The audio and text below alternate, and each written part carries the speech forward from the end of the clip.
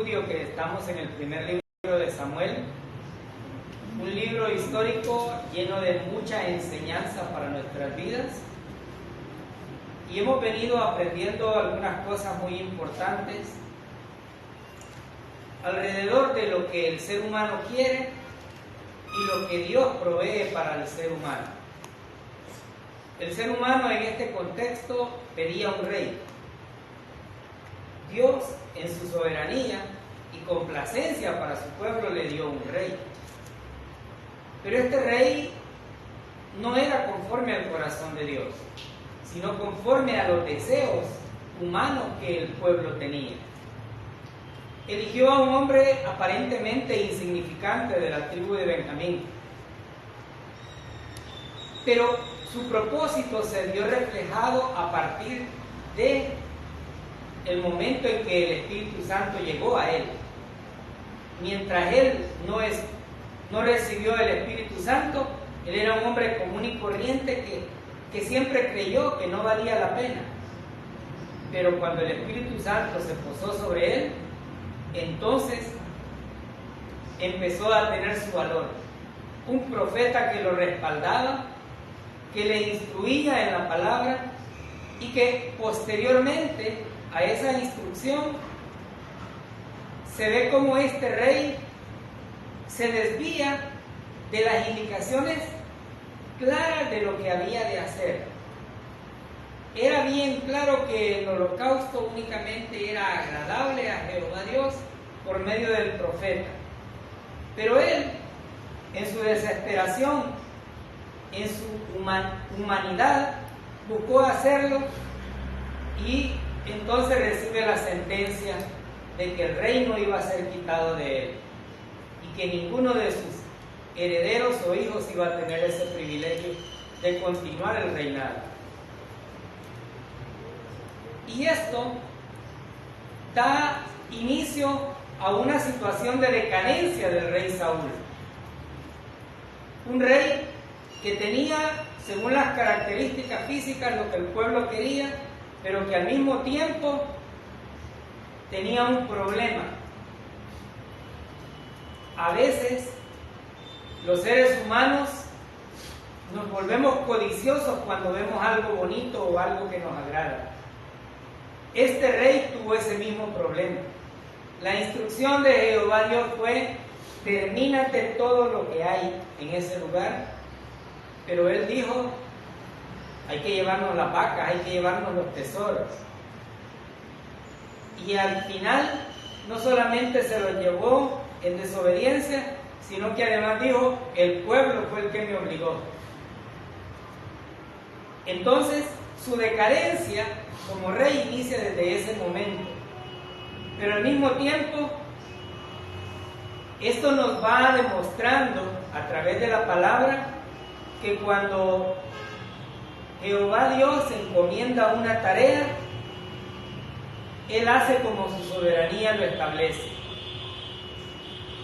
Saúl fue encomendado a dirigir bien al pueblo, pero falló. Saúl tuvo el amparo de Dios, pero él trató de desviarse y lo logró. Esto también nos dejó como evidencia que la soberanía del Señor quita y pone reyes. Aquí no hay ninguna casualidad, aquí no hay ninguna sujeción que uno pueda decir: es que las autoridades son puestas por el pueblo. No, no es cierto.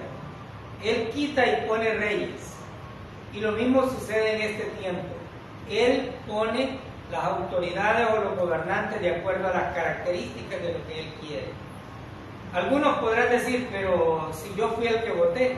Sí, pero ¿quién te dio el deseo de poder ir a realizar eso? ¿Quién te inclinó hacia eso? Por lo menos los creyentes debemos de tener claro ese punto. El mundo allá afuera podrá decir: yo lo elegí. Y aunque del pasado un tiempo pueda estar diciendo: no, ya no me gusta. Sí, pero es la elección. Entonces, aprendimos que Él quita y pone reyes. También vimos que cuando el Espíritu de Jehová estaba sobre Saúl, él caminó bien, pero cuando el espíritu le abandonó, entonces vimos a un Saúl realmente humano y su carnalidad afloró. ¿Qué nos enseñó esto?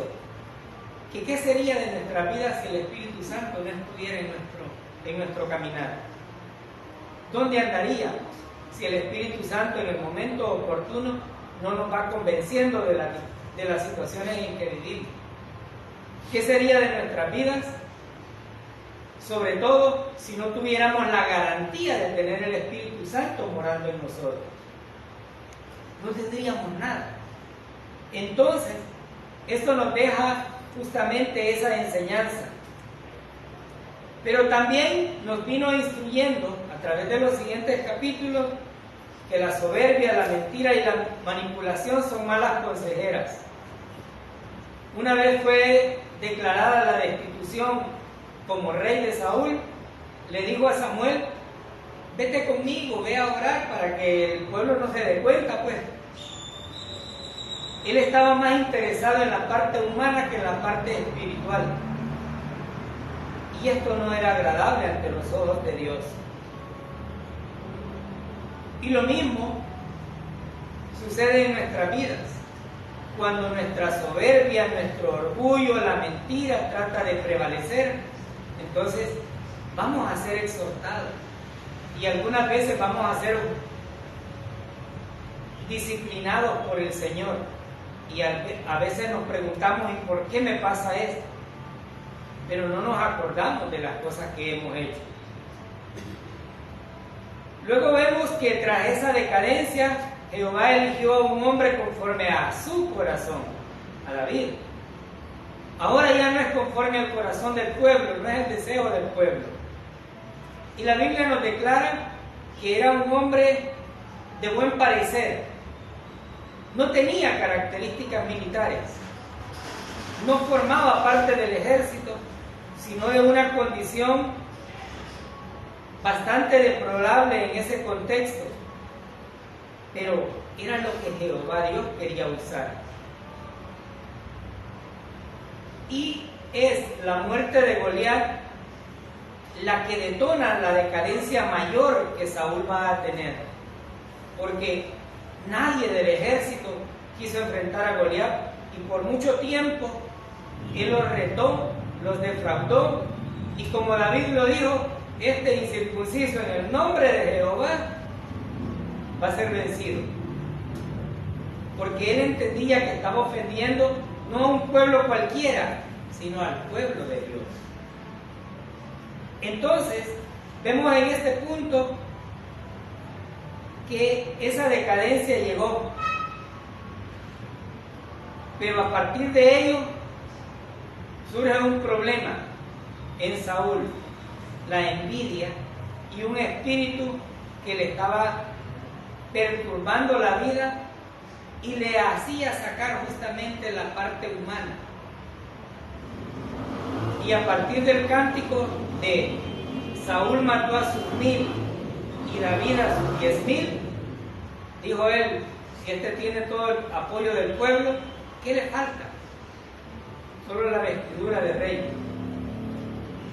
Entonces eso hemos estado viendo, pero podemos destacar dentro de ese contexto también algunas virtudes que David tiene.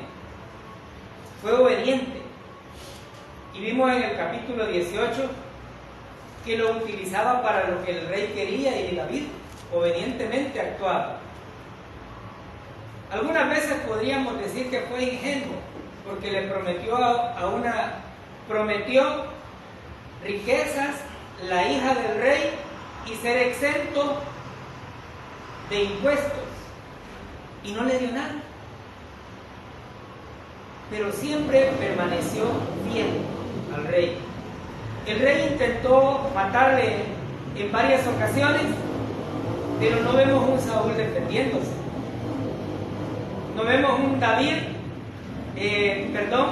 tratando de tener revanchismo ante su rey. No lo hizo, se quitó. Aun cuando Saúl, si nosotros notamos en el capítulo 18, ya le tenía miedo. O sea, Saúl ya estaba vencido desde ese momento. Pero David muestra fidelidad a su rey, y hasta ese punto podemos decir que lo que David estaba expresando es el fruto del Espíritu. ¿Por qué? Porque Saúl estaba teniendo paciencia con ese rey, estaba siendo bueno con el rey, y a pesar de que lo quería matar, todavía seguía a su servicio, porque no solamente lo quiso matar él con la lanza, sino que dijo, bueno, hay que pensar en otra cosa, lo pongo al frente del ejército y que lo maten los filisteos. Pero no era lo que Dios quería, no era lo que Dios tenía en su mente. David también tuvo mucha templanza. Yo no sé de qué manera reaccionaríamos nosotros si nos viéramos amenazados de muerte. ¿Cuál fuera nuestra reacción? Probablemente tendríamos que defendernos, que sería lo más lógico. Pero David en ningún momento toma una defensa. También tiene mucho dominio propio. Nosotros no lo tenemos.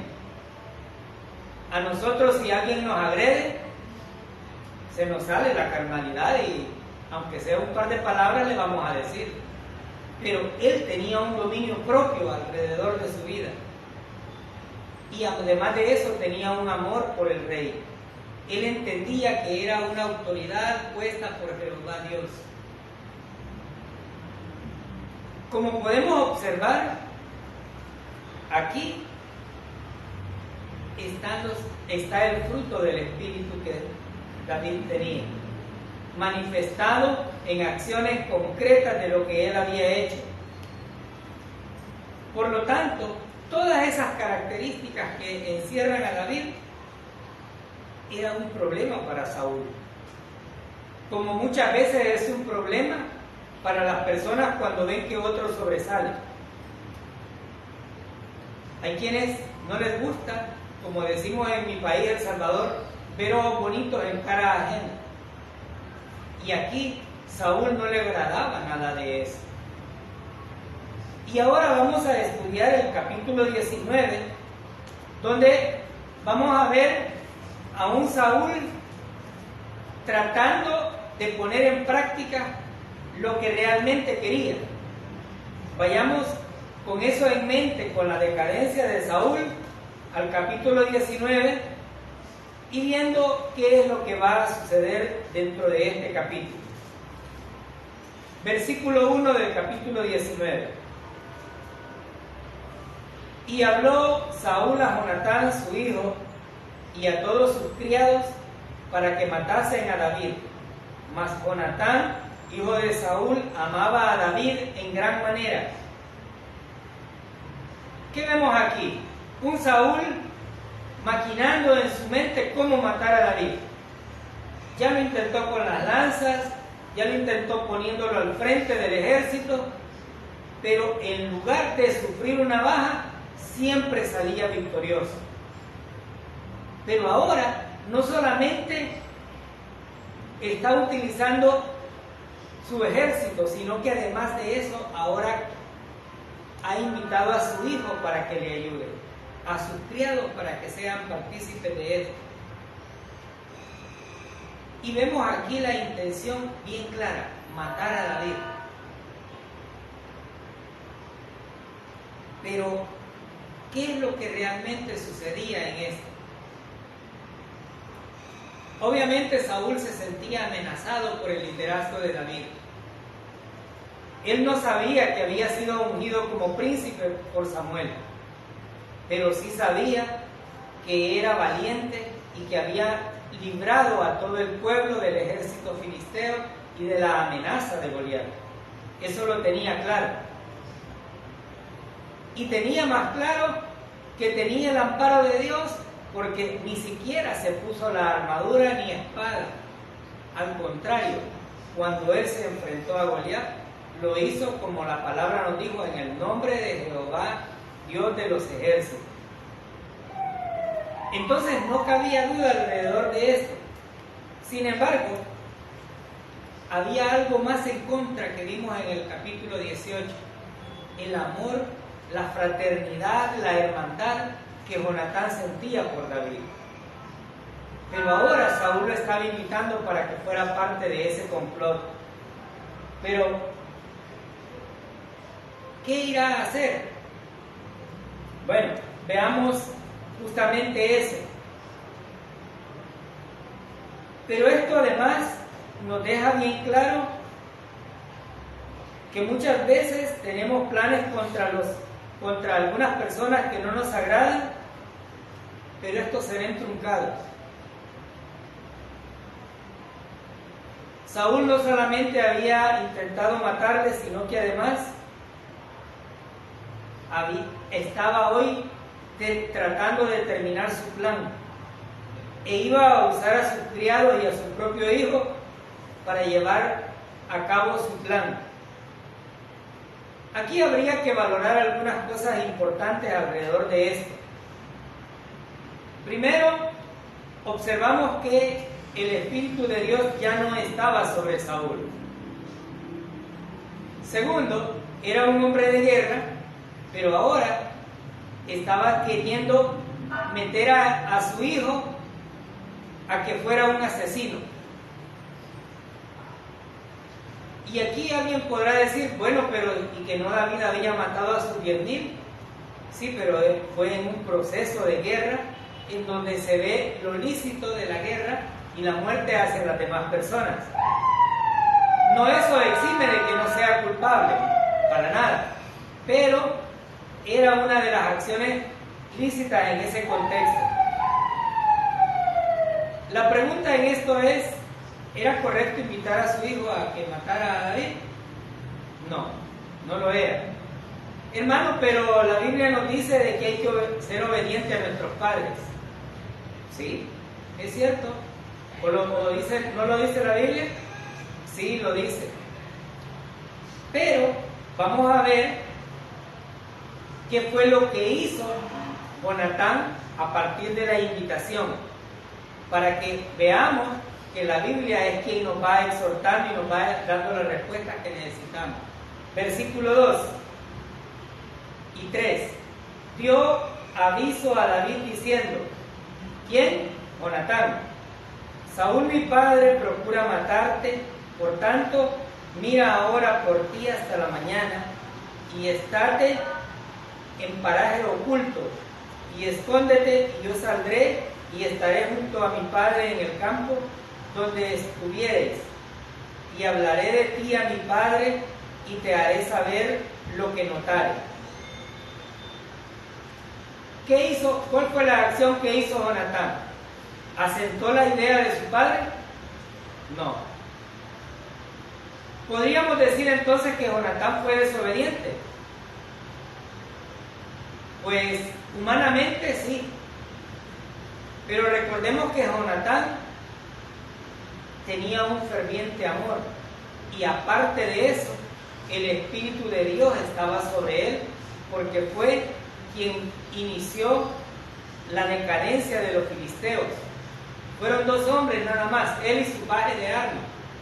Entonces, ¿qué hizo?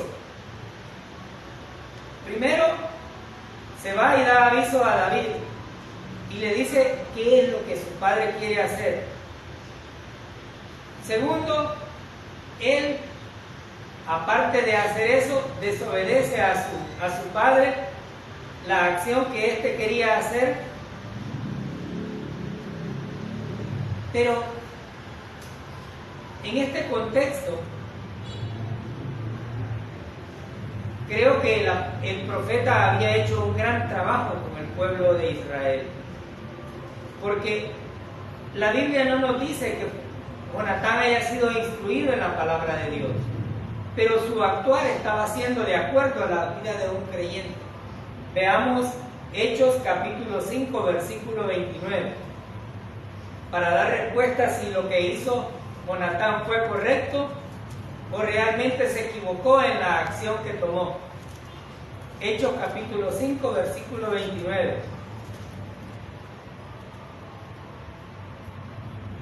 Dice el versículo 29, Y respondiendo Pedro y los apóstoles dijeron: es menester obedecer a Dios antes que a los hombres. Usted me dirá, pero Jonatán no conocía este versículo, no estaba. Pero el Espíritu Santo estaba revelando que lo que iba a hacer no era correcto. Y no solamente eso, sino que el Nuevo Testamento nos exhorta a los hijos a no obedecer en todas aquellas cosas, sino antes a Dios. ¿Qué quería hacer Saúl con su hijo? Convertirlo en un asesino. ¿Qué quería Jonatán realmente hacer? Obedecerle a Dios.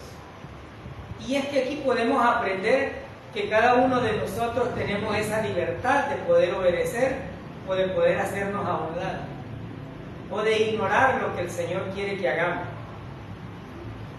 En Hechos se nos muestra que es primordialmente más importante obedecer a Dios antes que a los hombres. ¿Y cuándo debo desobedecer a los hombres? Cuando lo que me están pidiendo atenta contra lo que Dios quiere para su plan. En este caso, Saúl estaba atentando contra la integridad de un ser humano que lo único que había hecho era bien al pueblo de Israel. Claro, él se sentía amenazado porque iba a cambiar su posición. Iba a pasar de ser de un rey a pasar a ser un súbdito probablemente, porque su apariencia de corpulencia lo hubiesen tenido que tener en el ejército. Pero vemos aquí que Jonatán amaba más la justicia de Dios, y aunque se encontraba en una situación difícil, toma la decisión correcta. ¿Por qué? Porque él estaba mostrando el amor a Jehová Dios antes que a la decisión que su padre había tomado. Vayamos a Mateo capítulo 10, versículo 37.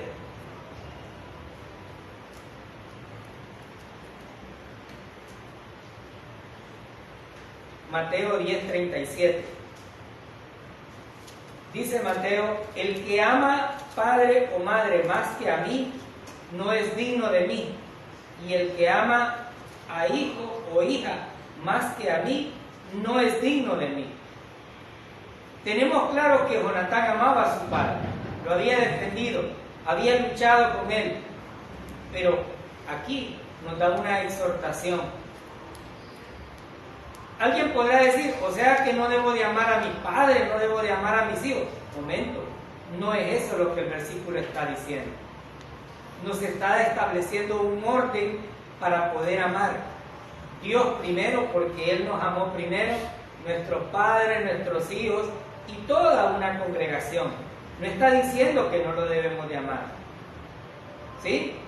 No es eso, sino que además de eso nos está haciendo notar el orden jerárquico del amor. Primero es Dios. Muchas veces podemos incluso caer mal a alguien diciéndole: te amo, pero amo más a Dios primero que a ti. Y quien no lo comprende, obviamente es porque no sabe realmente qué es lo que Dios ha hecho por nuestra vida. Jonatán, como decía, tenía un amplio discernimiento para hacer lo correcto y no obedecer a su padre. Y esto nos enseña que había cualidades importantes en Jonatán. Una de ellas era una verdadera amistad. Era fiel a su juramento. Recordemos que él ya había entregado su ropa de príncipe y se la había dado a David. No le interesaba. Este tipo no estaba interesado en ser el rey, y que por ley le correspondía, pero él no estaba interesado en eso. Pero vemos también una acción muy importante. David no solamente escucha a Jonatán, sino que le planean algo y le dice: escóndete. Y alguien podrá decir: ¿y qué necesidad tenía David de esconderse si había matado al gigante? ¿Qué no hubiera hecho Saúl. Se lo hubiera acabado, aunque fuera con el garrote y la onda que andaba. Pero no era eso lo que Dios quería. Y Dios llevaba su caminar de tal manera que iba demostrando al pueblo cómo iba a tener un líder de acuerdo al corazón de Dios. Y aunque tienen ese plan, justamente él no reacciona, sino que hace lo que corresponde. Pero al mismo tiempo Jonatán le dice: yo voy a estar cerca de mi padre y yo te voy a hacer notar qué es lo que él quiere. Versículo del 4 al 7. Y Jonatán habló bien de David a Saúl su padre, y díjole: no peque el rey contra su siervo David, pues que ninguna cosa ha cometido contra ti. Antes sus obras te han sido muy buenas, porque él puso su alma en su palma e hirió al filisteo, y Jehová hizo una gran salud a todo Israel. Tú lo viste y te holgaste. ¿Por qué pues pecarás contra la sangre inocente, matando a David sin causa? Y oyendo Saúl la voz de Jonatán, juró: vive Jehová que no morirá. Llamando entonces Jonatán a David, declaróle todas estas palabras, y él mismo presentó a David a Saúl y estuvo delante de él como antes. ¡Wow! No hay duda que Jonatán tenía una hermandad grandísima con David. Muy pocos seres humanos muestran ese tipo de fidelidad a la amistad. Al contrario, él tuvo la opción de acobardarse y decirle: andate o ve qué hacer. Pero ¿qué hizo? Habló bien de David. Y aquí observamos que él estaba intercediendo. Pero la intercesión que éste estaba haciendo era una intercesión con mucha inteligencia. Primero le dice: padre, matarlo sería un pecado. Segundo, le menciona: nada malo ha hecho David. Al contrario, todo lo que ha hecho es bueno. Y le dice: recuerda que arriesgó su vida al matar a Goliat. Y además de eso, ha estado a tu servicio. Entonces, estos fueron muchos de los argumentos que Jonatán utilizó para convencer, para que Saúl realmente pudiera cambiar su mentalidad alrededor de lo que pensaba de David. Jonatán le estaba diciendo: David ha sido fiel, ¿de qué te quejas? Y esto nos enseña algo muy importante. Cuando tenemos que defender a alguien, tenemos que hacerlo bajo un argumento convincente que permita no degradar a las personas, sino por el contrario, exaltar sus cualidades de tal forma que algo pueda surgir de lo que estamos diciendo. Algunas veces, en vez de exhortar o de defender a alguien, decimos: sí, tenés razón, no es lo mejor que debe de haber. Pero aquí Jonatán nos está dando un ejemplo. ¿Cuánto tiempo fueron amigos? La Biblia no nos dice hasta este contexto. Pero sí nos está mostrando una verdadera hermandad, una verdadera amistad alrededor de lo que hacían. ¿Cuál fue la reacción de Saúl? Dijo: vive Jehová que no morirá. Hasta aquí podemos decir: vaya, funcionó toda la justificación que Jonatán dio. Pero por lo que vamos a seguir leyendo, no. Saúl no estaba espiritualmente en esta acción, sino que por el contrario, había enviado a buscar de todas maneras la idea de poder matar a David, y aquí no iba a perder la oportunidad. Y esto nos vuelve a dar otra lección importante en nuestras vidas. No nos apresuremos a jurar o a tomar una decisión sin antes estar convencidos que lo que vamos a decir va a edificar y a glorificar a Dios. La decadencia que Saúl tenía, simplemente se le iban sumando puntos para seguir cayendo y cayendo y cayendo. Y aquí él utiliza una expresión muy popular y dice: vive Jehová, que no morirá. ¿Con qué intención lo hizo? Pues solo él lo sabrá, pero no era lo correcto. Y aparte de eso, no era la primera vez que él juraba en vano.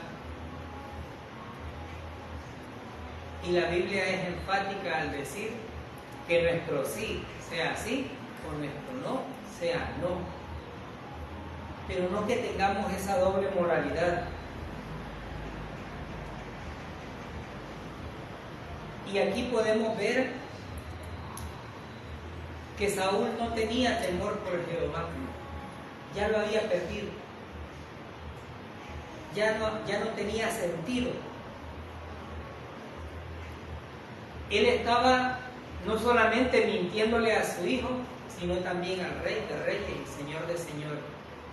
Y aquí hay un problema que debemos de tomar en cuenta nosotros. No llegar a ese punto.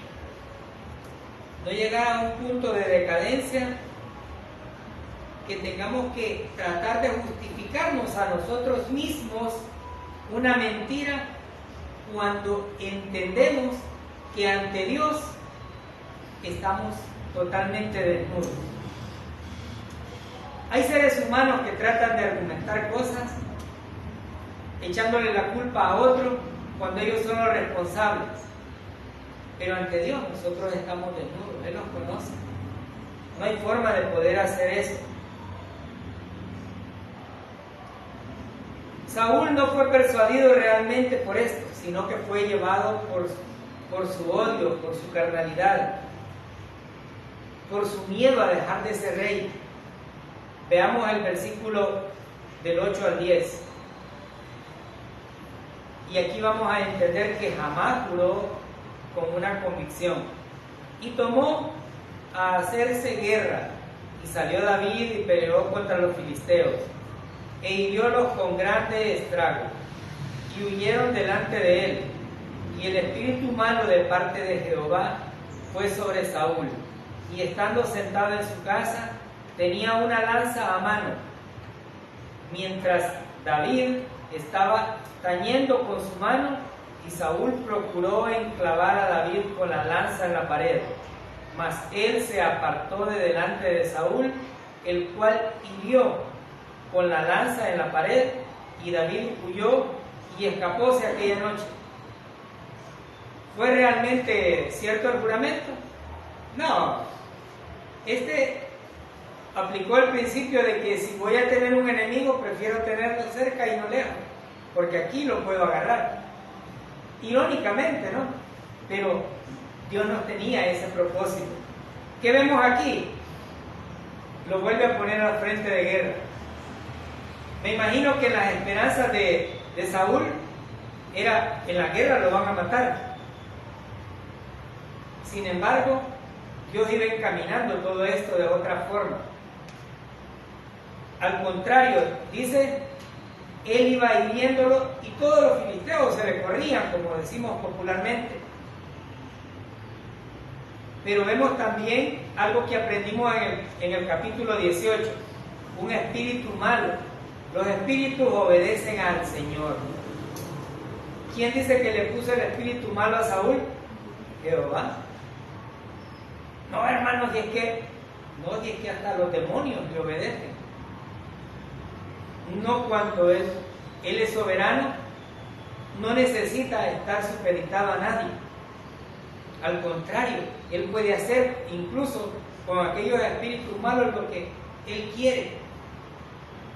Y vemos aquí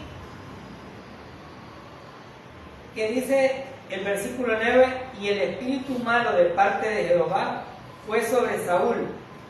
Aquí podemos aprender algo también. Podemos decir que Saúl, mientras escuchaba a Jonatán, estaba tranquilo.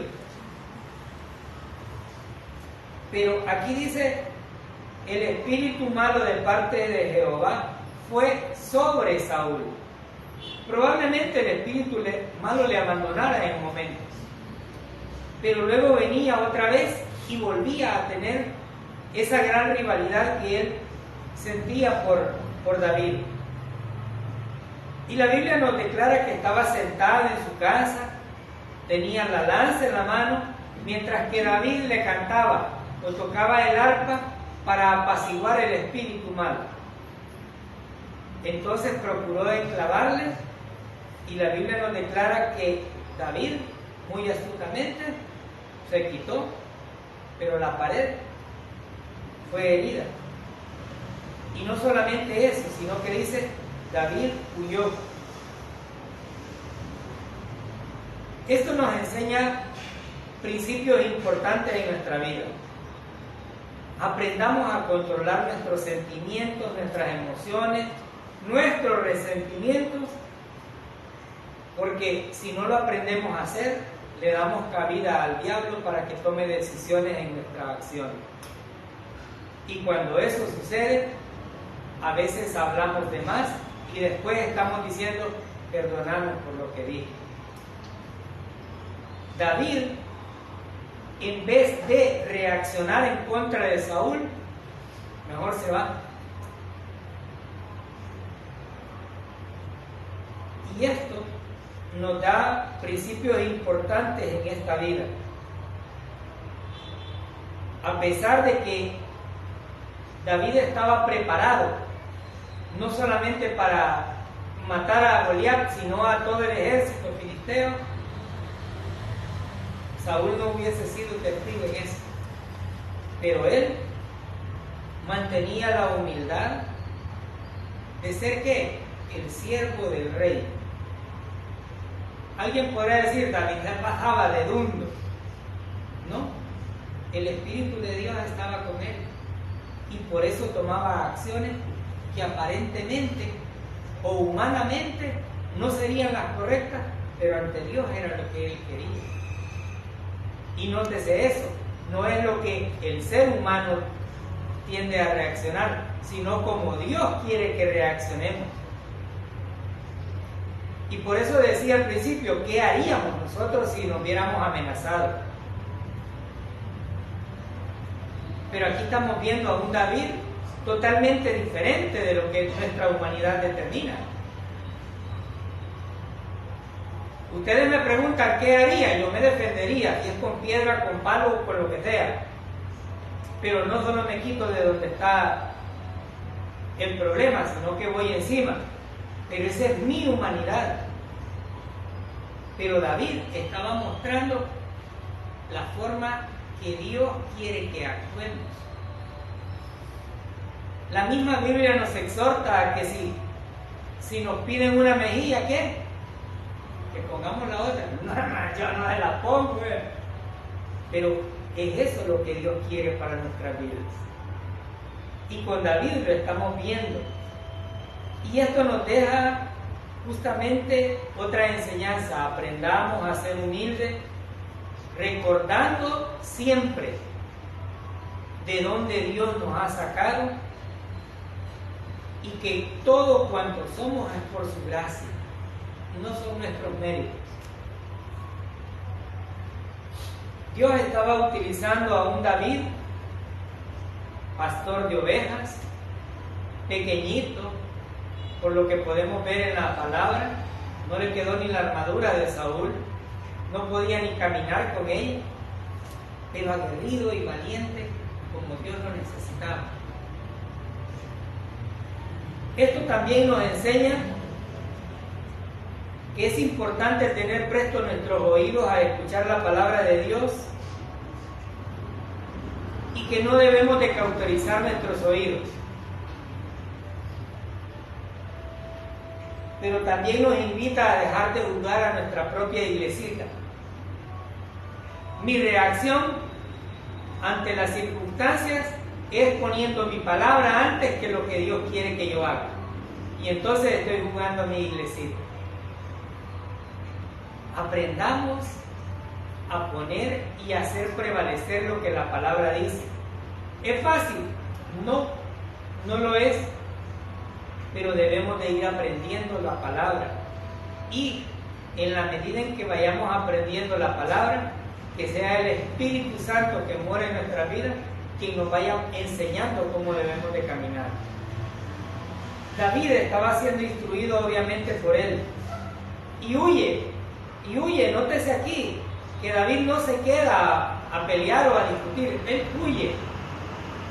En el dicho popular se dice que es de sabio correrse. El dicho dice, más vale decir, aquí huyó que aquí quedó, porque eso es natural. Entonces vamos a ver justamente lo que continúa en el desenlace aquí, versículo del 11 al 14. Saúl envió luego mensajeros a casa de David para que lo guardasen y lo matasen a la mañana.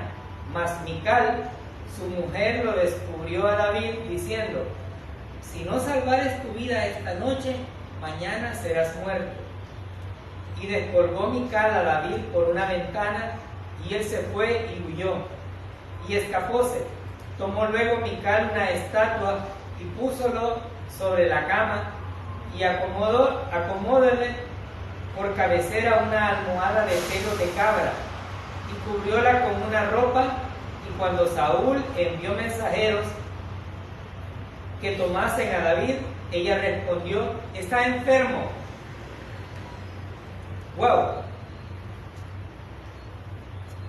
Saúl habla de dos hijos en este pasaje, Jonatán y Mical, pero ninguno de ellos le obedecía. Ninguno de ellos. ¿Qué podemos aprender también de esto? Mical amaba a David y probablemente estaba en contra de la decisión que Saúl había tomado, pero Saúl no estaba resignado a dejar con vida a David, sino que por el contrario, lo manda a buscar y le dice, tráiganlo, mátenlo. Pero Mical le ayuda a escapar, y la Biblia nos dice en estos versículos, Mical le descubrió y le dijo los planes que realmente Saúl tenía. Y lo descolgó y él huyó. Y en su lugar, o en el lugar de donde dormía, puso una estatua con pelo de cabra, dice. Vemos la astucia de Mical. Es decir, David no está, pero algo que hay que hacer. Entonces, aquí vemos que Mical usa una estatua. Algunos estudiosos o teólogos afirman que Mical, al igual que muchos de los filisteos, tenían estatuas o ídolos, y que esta justamente era una idólatra.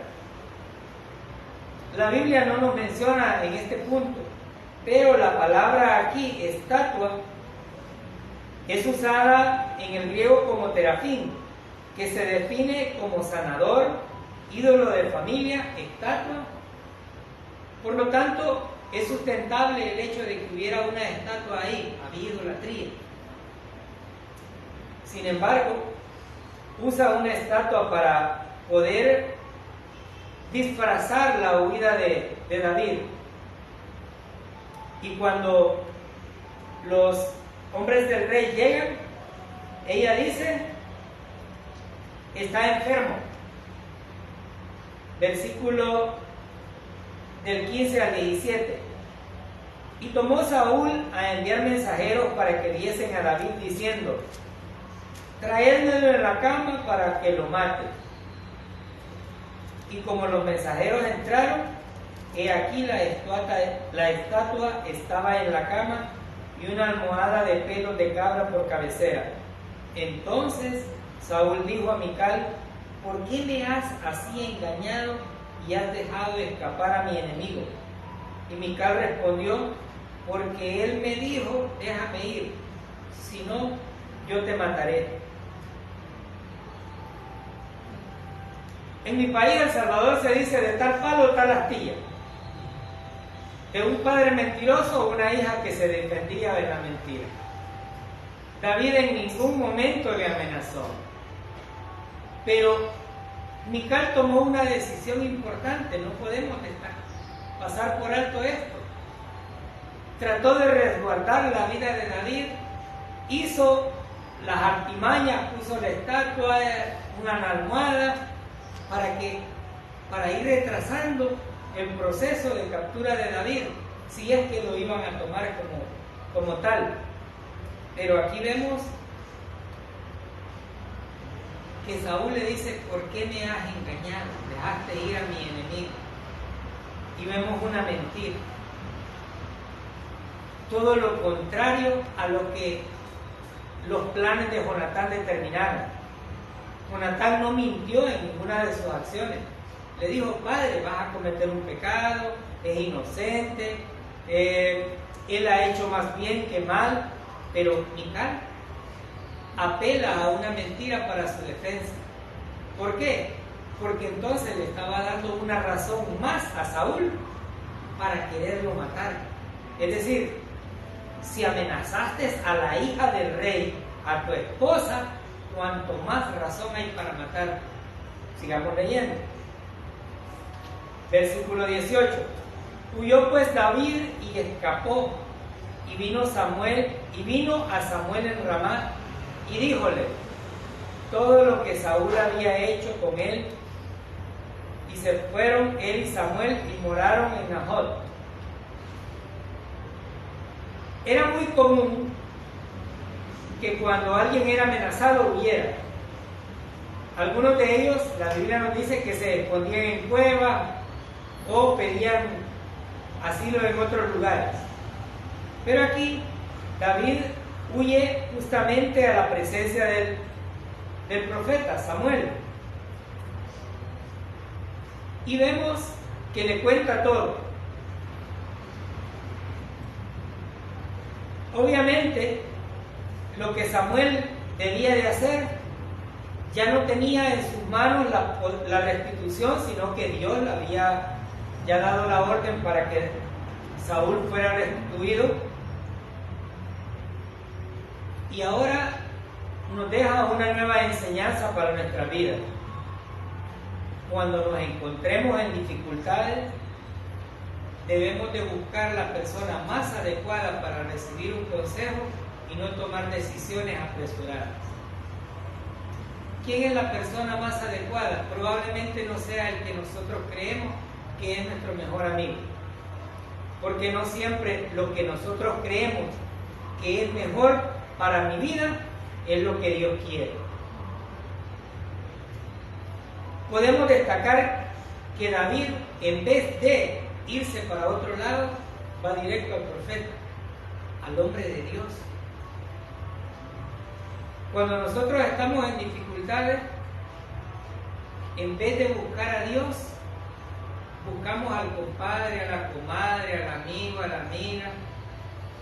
Y aquellos a los que buscamos no siempre somos nosotros los principales, sino que hay otros que están alrededor de ellos y les cuentan lo que nos sucede. Y entonces ya se hizo un alboroto. Un alboroto, para quienes nos ven por las redes, es una ampliación de un comentario. Porque incluso en mi país, El Salvador, también se le llama alboroto al maicillo reventado con dulce. Pero también es otra expresión de decir cómo se extiende el comentario. David hasta aquí toma la decisión de irse a morar o a vivir con Samuel, y veamos qué fue justamente lo que sucedió después. Versículo 19 al 21. Y fue dado aviso a Saúl, diciendo: he aquí que David está en Najoth en Ramá. Y envió Saúl mensajeros que trajesen a David, los cuales vieron una compañía de profetas que profetizaban, y a Samuel que estaba allí, y los presidía.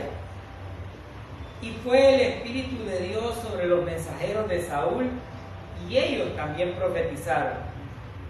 Y hecho que fue saber a Saúl, y envió otros mensajeros, los cuales también profetizaron. Y Saúl volvió a enviar por tercera vez mensajeros, y ellos también profetizaron. ¿Qué podemos aprender de esto? Los planes de Dios no estaban en la muerte de David. Aunque el dominio del territorio era de Saúl como rey, y recibe la noticia de que David estaba con Samuel, dice: vaya, no desistamos de esta idea de matarlo. Pero vemos aquí quién, el Espíritu de Dios. ¿Eran creyentes estos que andaban buscando a David para matarlo? No, no lo eran. Andaban buscando para terminárselo. Pero en este contexto, el Espíritu de Dios descendía sobre aquellas personas que Jehová Dios quería usar para un propósito. Y la Biblia nos dice que había profetas ahí, y que ellos, impíos, insignificantes, asesinos, cuando tenían el Espíritu de Dios, Dios los utilizaba para profetizar. No podemos decir que fue habilidad que ellos tenían. Envía, como nosotros decimos, una compañía y profetiza. Se dio cuenta, envía otra y profetizan, y envía una tercera, y Dios todavía seguía amparando a David. ¿Qué nos muestra esto? Que muchos pueden estar en contra nuestra, pero que Dios tiene el control, y que obviamente, como su palabra dice, a los que aman a Dios, todas las cosas ayudan a bien. ¿Atraparon a David? No, profetizaron, estaban haciendo algo positivo. Versículo del 22 al 24. Entonces él mismo vino a Ramá, y llegando al pozo grande que está en Socho, preguntó diciendo: ¿dónde están Samuel y David? Y fuele respondido: he aquí están en Najoth en Ramá. Y fue allá a Najoth en Ramá, y también vino sobre él el Espíritu de Dios, e iba profetizando hasta que llegó a Najoth en Ramá. Y él también se desnudó sus vestidos y profetizó igualmente delante de Samuel, y cayó desnudo todo aquel día y toda aquella noche. De aquí se dijo también Saúl entre los profetas. Los planes de Dios son perfectos. Y voy a retomar las palabras que dice hermano Obed: Dios no juega los dados, todo está establecido por Él. La humanidad de Saúl y su ejército estaban preparados para matar a David, pero Dios se los encaminó diferente. Lo hizo profetizar. Y usted me dirá: pero ya no había sido destituido del reino Saúl, el espíritu ya se había ido, ¿por qué volvió otra vez sobre él? Porque Dios es soberano, y le iba a quitar y le iba a enseñar a Saúl que no es lo que él quiere, sino cuanto lo que Dios debe y quiere que se haga. No hay más. Usted me podrá decir: sí, pero ya no lo merecía. Sí, pero lo que Dios tiene preparado para cada uno de nosotros, lo va a hacer independientemente que nosotros querramos. Muchos allá afuera ni siquiera entienden la palabra, pero déjenme decirles algo: hoy es el día aceptable. Los planes de Dios son tan perfectos que aún siendo pecadores, como su palabra lo dice, Dios envió a su Hijo, Jesucristo, encarnado en un ser humano para entender nuestros dolores, y fue clavado en una cruz como pago por nuestros pecados. Él pagó nuestra deuda. Nosotros merecíamos morir, pero Él dijo: déjenlos, yo voy a pagar. Y fue crucificado, como la palabra dice, fue muerto y sepultado, pero su victoria fue al tercer día, porque resucitó.